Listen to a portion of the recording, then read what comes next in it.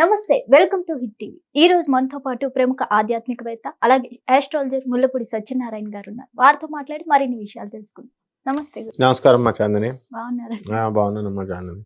గురువు గారు, కుబేరుణ్ణి ఆరాధన చేస్తే అసలు ఎలాంటి ఫలితాలు పొందుతారు? కుబేరుడు అంటే యక్షుడు. మనకి యక్షస్వరూపాయ జటాధరాయ అంటాము. పరమేశ్వరుడు కూడా యక్షుడే.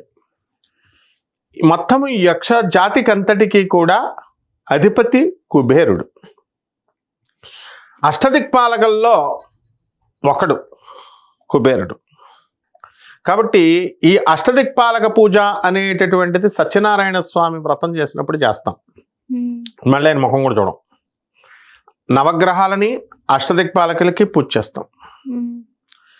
ఈ కుబేరుడి యొక్క అన్న ఎవరంటే తమ్ముడు ఎవరంటే రావణాసురుడు. వెళ్ళి ఏం చేస్తాడు, కుబేరుడి దగ్గర ఉన్న అసలు ఆ లంకా నగరం అంతా కుబేరుడిది అనమాట. బంగారంతో కట్టుకున్నాడు ఆయన.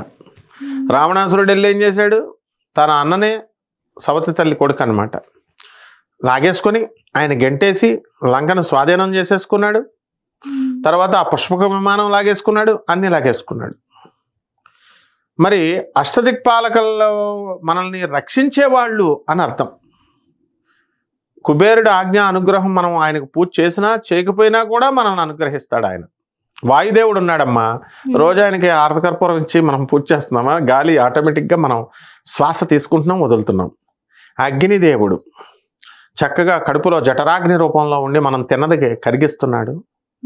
మళ్ళీ బయట మరి ఏమైనా ఐటమ్స్, ఫుడ్ ఐటమ్స్ మంచిగా మొక్కజొన్న పొత్తులు అవి కాల్చుకొని మనం తింటున్నాం. ఫైర్ మనం పిలిచినప్పుడు వస్తున్నాడు. అగ్నిదేవుడు లేదు, వంటే లేదు. అగ్నిదేవుడు ఏమన్నా రోజు మనం ఏమన్నా అష్టోత్తరం చేస్తున్నామా, ఆయనకి ఏమైనా కృతజ్ఞతలు చెప్తున్నామా మనం? లేదు. అలాగే కుబేరుడికి కూడా మనకు తెలియకుండానే మనము ఆయన పట్ల మనం కృతజ్ఞతాభావంతో ఉంటాం. సంపదలు ఆయన ఆజ్ఞలు ఎందే ఎవరు రావు మనకి. ఆయన దగ్గర పిచ్చ పిచ్చ పైసలు ఉంటాయి, బంగారము, డబ్బు, ధనము అన్నీ. ఆయన ప్రసన్నం చేసుకోవడం చాలా ఈజీ, యక్షుడు కాబట్టి. అది సీక్రెట్ కనిపెట్టేసి చాలామంది లక్ష్మీ కుబేర యంత్రం, లక్ష్మీ కుబేర పూజ అని ఈ మధ్యకాలంలో లక్ష్మీదేవి కుబేరుణ్ణి పెట్టి చేస్తున్నారు కాంబినేషన్, సంపుటీకరణ. తప్పులేదు. అసలు ఏ యక్షిణి, మళ్ళీ మామూలుగా యక్షిణి పూజ చేయమన్నాం అనుకో, అయ్యి బాబాయ్ యక్షిణి అంటే మనల్ని పీకు తినేస్తారు సార్, కానీ కుబేరుని మాత్రం చేస్తారు. యక్షులకి రాజైనటువంటి కుబేరుని మాత్రం చేస్తున్నారు. యక్షిణి దేవతలు అంటే ఎవరంటే అమ్మ, కుబేరుడు అంటే ఎవరంటే అటు రాక్షసులకి ఇటు దేవతలకి మధ్య ఉన్నటువంటి జాతి. వీళ్ళకి కొంచెం కోపం ఎక్కువ తప్ప అనుగ్రహించడంలో దేవతల కంటే కూడా చాలా ఫాస్ట్ వీళ్ళు. కాబట్టి కుబేరుడిని కనుక మనం పూజ చేసినట్లయితే తప్పకుండా మనకి ధనం, డబ్బు వస్తుంది. అయితే కలియుగ భవిష్యోత్తర పురాణాన్ని మనం తీసుకున్నప్పుడు తిరుమల వెంకటాచల మహత్యం వస్తుంది, తిరుపతి గురించి వస్తుంది.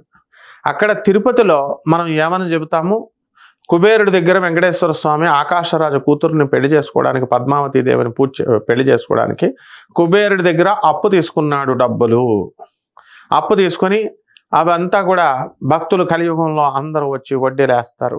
వడ్డీ కాసుల వాడు కదా. ఆ డబ్బులు కొలవలేక గోవిందరాజు కొంచెంతో కొలిసి, ఇంక నేను కొలవలేని బాబోయ్ అంత డబ్బు వచ్చేస్తా ఉంటుంది వెంకటేశ్వర స్వామికి, తల కింద పెట్టి పడుకుంటాడు అని బాగుంది ఆ కథ. కానీ కుబేరుడి దగ్గర అప్పు చేసుకున్నాడంటే ఈయన ఎవరు, అప్పు తీసుకున్నటువంటి వాడు ఎవడు అసలు? శ్రీ మహావిష్ణువు. శ్రీ మహావిష్ణువు నియమించినటువంటి వాడిలో అష్టదిక్పాలకులను ఎవడు నియమించాడు? శ్రీ మహావిష్ణువు నియమించాడు. ఆయన నియమించబడినటువంటి అష్టదిక్పాలకుల్లో ఒకడు కుబేరుడు. ఆయన కుబేరుడి దగ్గర అప్పు తీసుకోవాల్సిన అవసరం ఏంటి? ఆయన ఆజ్ఞాపిస్తే అలా డబ్బులు ఇచ్చేస్తాడు. డబ్బులు పడరా అంటే పట్టుకొస్తాడు. మా గురువుగారు అయినటువంటి గరికపాటి నరసింహారావు గారు చక్కగా చెప్పారు దీని గురించి. ఏమని, కుబేరుడి దగ్గర అప్పు తీసుకొని ఈ పెళ్లి చేసుకోవడం కాదు నాయన, అప్పు తీసుకుంటే అప్పుల పాలు అయిపోతావు. ఇప్పుడు వెంకటేశ్వర స్వామి ఏమైపోయాడు, అంత ఆడంబరంగా పెళ్లి చేసుకున్నాడు. ఆకాశరాజు ఆకాశం అంతా పందిరేసి మంచిగా ఆయన ఫాలో అవుతున్నారు. ఇప్పుడు వీళ్ళంతా కమ్యూనిటీ హాల్, ఫంక్షన్ హాల్ 15 లక్షలు 50 లక్షలు ఇచ్చేసి ఫుడ్ ఐటమ్స్ ఎన్ని తింటాం, ఒక 50 ఐటమ్స్ పెట్టేస్తున్నారు, అన్ని వేస్టేజే. ఇలా అంత బ్రహ్మాండంగా భోజనాలు మంచి అంటే బిల్డప్ పూజలు, బిల్డప్ పెళ్ళిళ్ళు అంటారు వీటిని. మామూలుగా చేయొచ్చు కదా. అందులో ఏం అవసరం లేదు. 2వ నెల 3 నెలలో వీళ్ళు కొట్టుకుంటారు మొగుడు పెళ్ళం. అప్పుడు పోలీస్ స్టేషన్కి రండి తినేసిన వాళ్ళు ఒక్కడ కూడా సాక్ష్యానికి రాడు. పోలీస్ స్టేషన్కి రా బాబు, కోర్టుకి రా అంటే ఒకడు కూడా ఫోన్లు ఎత్తడు. హలో హలో హలో అంటారు వినమన్నట్టు. అందుకని ఇదంతా ఇలా ఆర్భాటాలు చేస్తే అప్పుల పాలైపోతారు సుమా అన్నదే గోవిందరాజు యొక్క అవతార మహత్యం. అయితే శ్రీనివాసుడికి కలియుగంలో మనం లార్డ్ రామ కృష్ణుడిగా ట్రాన్స్ఫార్మ్ అయ్యాడు.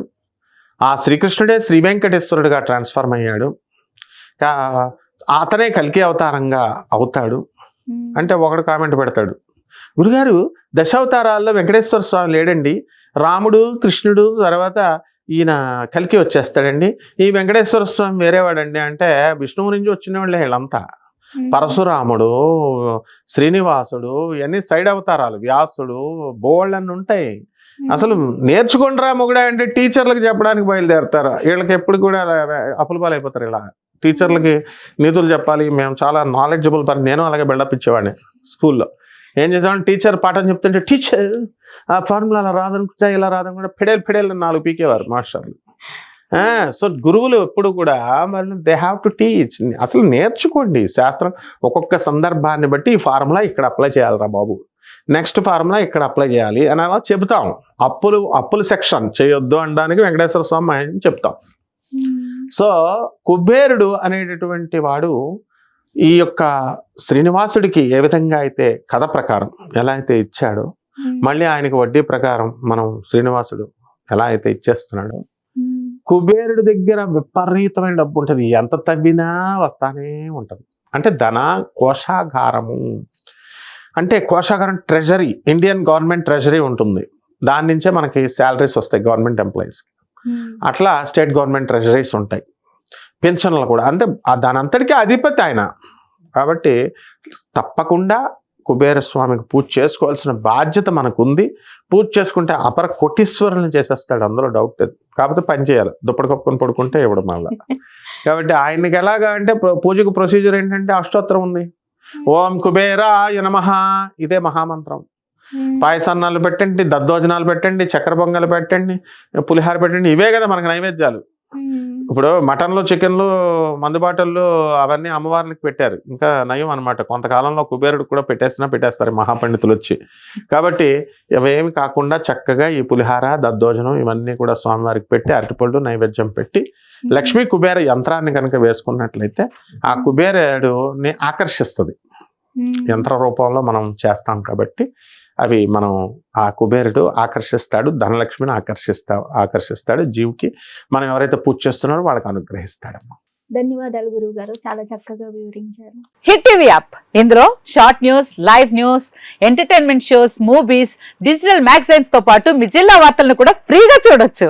ఇంకెందుకు ఆలస్యం, వెంటనే హిట్ టీవీ యాప్ ని డౌన్లోడ్ చేసుకుని ఫ్రీగా ఎంటర్టైన్మెంట్ పొందండి. Hit TV app, hit TV app, please download hit TV app. Hit TV యాప్ని ఫ్రీగా డౌన్లోడ్ చేసుకొని ఎంజాయ్ చేయండి. మీకు నచ్చిన ఎంటర్టైన్మెంట్ కోసం హిట్ టీవీ యాప్ ని ఫ్రీగా డౌన్లోడ్ చేసుకొని ఎంజాయ్ చేయండి. హిట్ టీవీ యాప్ ని డౌన్లోడ్ చేసుకుని ఆస్వాదించండి, ఆశీర్వదించండి. ఇంతమంది సెలబ్రిటీలు హిట్ టీవీ యాప్ ని డౌన్లోడ్ చేసుకోండి అని చెప్తున్నారంటే ఎంత మంచి యాప్ ఆలోచించండి.